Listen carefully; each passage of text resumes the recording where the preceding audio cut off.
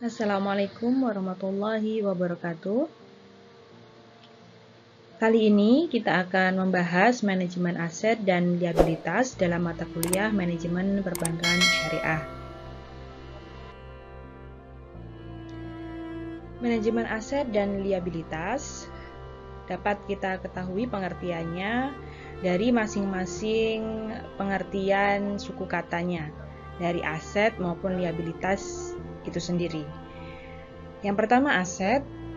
Aset adalah sumber daya yang dimiliki atau dikendalikan oleh perusahaan sebagai akibat dari peristiwa masa lalu dan dari mana beberapa manfaat ekonomi masa depan dapat diharapkan mengalir pada perusahaan. Kemudian liabilitas. Liabilitas sendiri adalah kewajiban membayar kepada pihak lain yang disebabkan oleh tindakan atau transaksi yang sebelumnya terjadi antara pihak bank dengan pihak lain. Kemudian manajemen aset adalah proses pengelolaan segala sesuatu baik berwujud dan tidak berwujud yang memiliki nilai ekonomik dan mampu mendorong tercapainya tujuan dari individu dan organisasi. Sehingga ALMA atau Asset Liability Management sendiri adalah suatu struktur manajemen yang di dalamnya terdapat struktur neraca bank yang mempunyai tujuan untuk memaksimalkan pendapatan, kemudian mengendalikan biaya dalam batas-batas risiko tertentu. Nah, itulah pengertian dari manajemen aset dan liabilitas. Dari risiko-risiko pada ALMA sendiri, kita akan mengetahui ruang lingkup dari ALMA. Yang pertama ada financing risk, yang kedua ada liquidity risk, yang ketiga ada pricing risk, yang keempat ada foreign exchange risk, ada gap risk, dan contingent risk.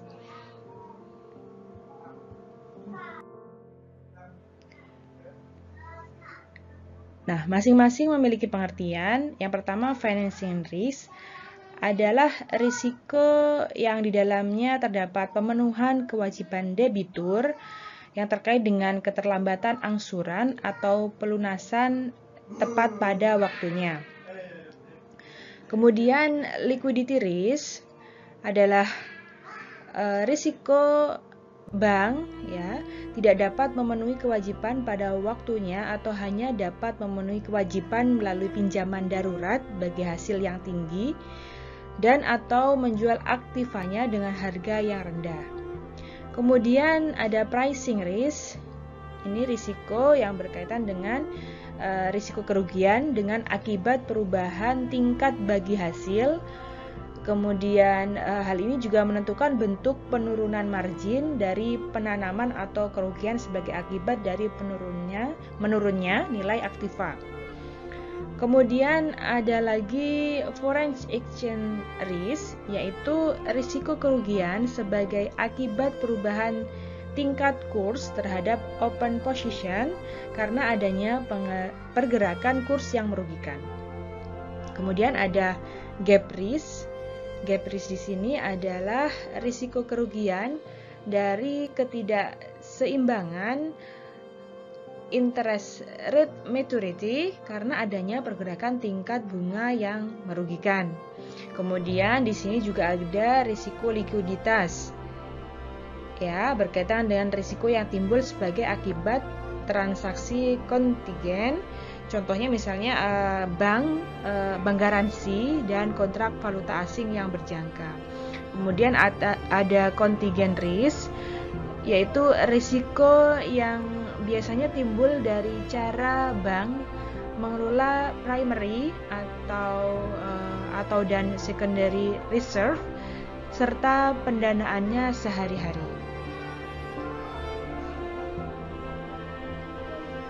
Tujuan ALMA atau manajemen aset dan liabilitas pada perbankan syariah sendiri adalah yang intinya untuk meminimalisir risiko-risiko yang sudah disebutkan di awal tadi.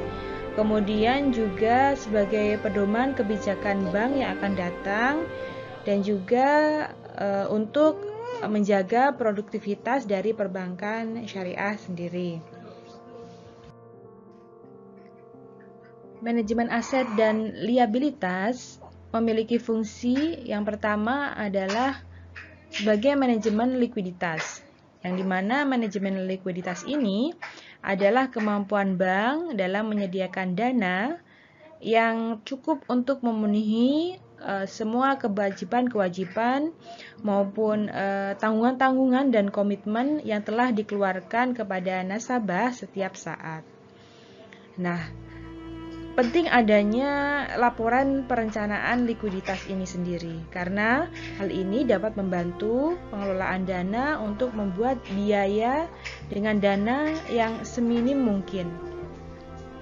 Karena nantinya dengan laporan perencanaan likuiditas ini akan dapat mengindikasikan adanya kelebihan dan juga bisa mengukur sampai seberapa besar dana itu lebih.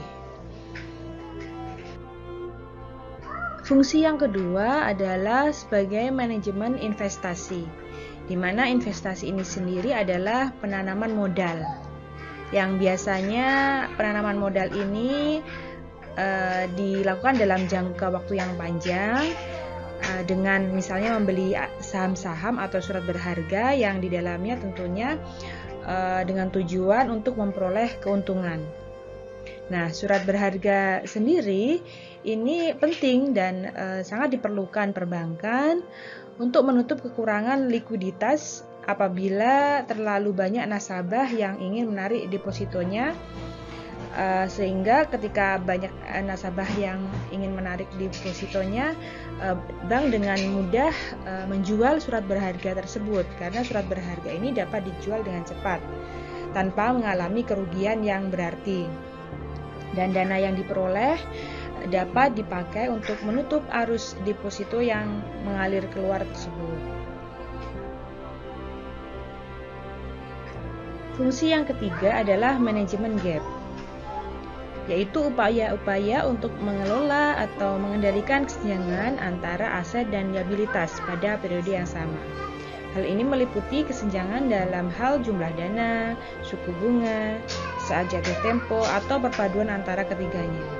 Nah, manajemen gap ini bertujuan untuk menghindari kerugian akibat adanya gejolak tingkat bunga, kemudian mengusahakan pendapatan yang maksimal, kemudian juga menunjang kebutuhan manajemen likuiditas, kemudian juga mengelola risiko serendah mungkin, kemudian juga menyusun struktur neraca yang dapat meningkatkan kinerja dengan tingkat suku bunga yang wajar. Fungsi yang keempat adalah manajemen valuta asing. Manajemen valuta asing adalah suatu kegiatan membeli atau menjual mata uang suatu negara. Nah, manajemen falas ini ditujukan untuk membatasi posisi exposure masing-masing mata uang asing, serta memonitor kegiatan jual beli falas supaya posisinya terkendali. Fungsi yang kelima adalah manajemen pricing. Manajemen pricing adalah suatu kegiatan manajemen untuk menentukan tingkat suku bunga dari produk-produk yang ditawarkan bank, baik di sisi aset maupun liabilitas. Tujuannya tentunya untuk mendukung strategi dan taktis Alma dalam mencapai tujuan-tujuan operasional lainnya dan mencapai tujuan penghasilan bank. Alma atau Asset Liability Management memiliki 4 siklus. Yang pertama plan, yang kedua do, yang ketiga check, yang keempat adalah action. Di mana siklus ini bertujuan untuk mengurangi dan meminimalisir risiko yang ada untuk mencapai tujuan tertentu dalam suatu organisasi perbankan syariah. Penjelasan dari siklus ALMA terdapat pada slide ini, dimulai dari plan, do, check, and action. Selanjutnya, ALMA pada perbankan syariah, manajemen aset dan liabilitas pada perbankan syariah diterapkan dalam unit khusus yang dinamakan ALCO atau Asset and Liability Management Committee.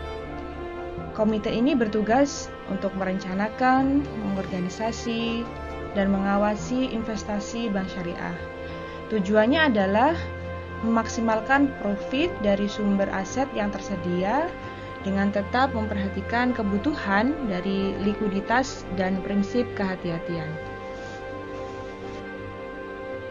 Nah, selanjutnya adalah indikator dalam mengukur ALMA bank syariah. Yang pertama, indikator dalam mengukur ALMA, yang pertama financing to deposit ratio, kemudian rasio kecukupan modal, giro wajib minimum, dan batas maksimum pemberian pembiayaan. Untuk financing to deposit ratio, merupakan rasio total pembiayaan yang disalurkan kepada nasabah terhadap jumlah dana nasabah yang terkumpul.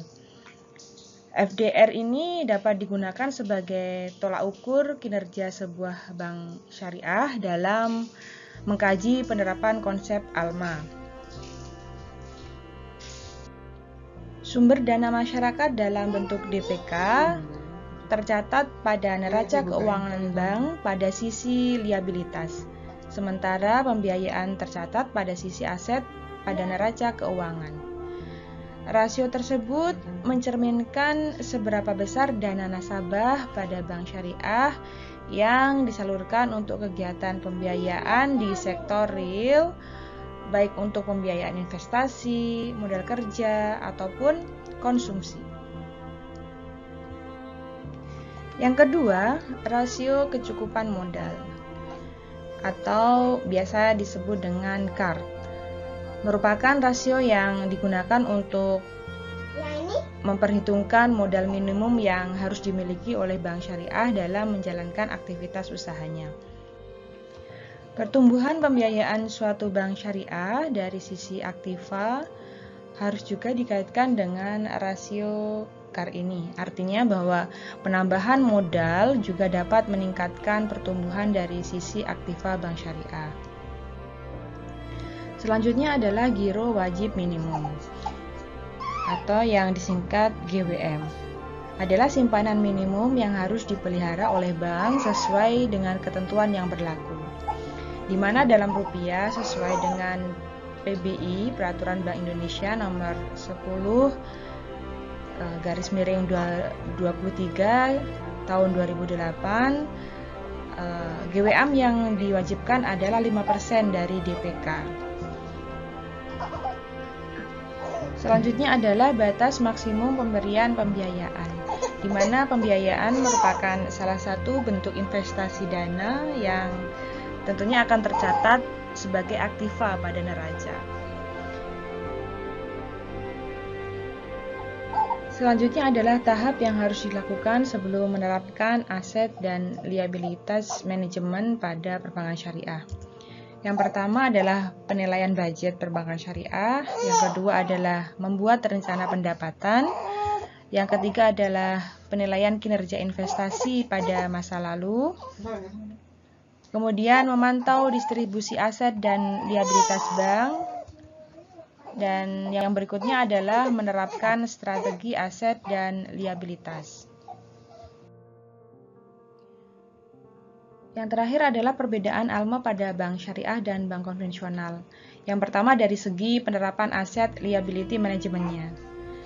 Perbedaannya terletak pada prinsip bagi hasil dan prinsip risiko atau yang sering disebut profit and loss sharing yang melandasi sistem operasionalnya. Tentunya kalau di bank syariah menggunakan sistem profit and loss sharing dalam sistem operasionalnya, sedangkan bank konvensional itu tidak menggunakan PLS ini. Kemudian yang kedua, dari segi komponen kebijakan ALMA. Perbedaannya terletak pada pengambilan keputusan, kemudian pengambilan keuntungan dari perdagangan falas yang digunakan untuk memaksimalisasi laba perbankan, serta pengamatan terhadap fluktuasi bunga, karena keduanya dianggap tidak sesuai dengan ketentuan syariah. Jadi di bank konvensional biasanya menggunakan pengamatan fluktuasi bunga, sedangkan di bank syariah hal ini tidak diberlakukan. Nah, mungkin itu beberapa hal yang kita dapat pelajari dari Asset and Liability Management ini. Jika ada pertanyaan, silahkan dicantumkan di kolom komentar YouTube atau di daring Winsuka. Terima kasih atas perhatiannya. Assalamualaikum warahmatullahi wabarakatuh.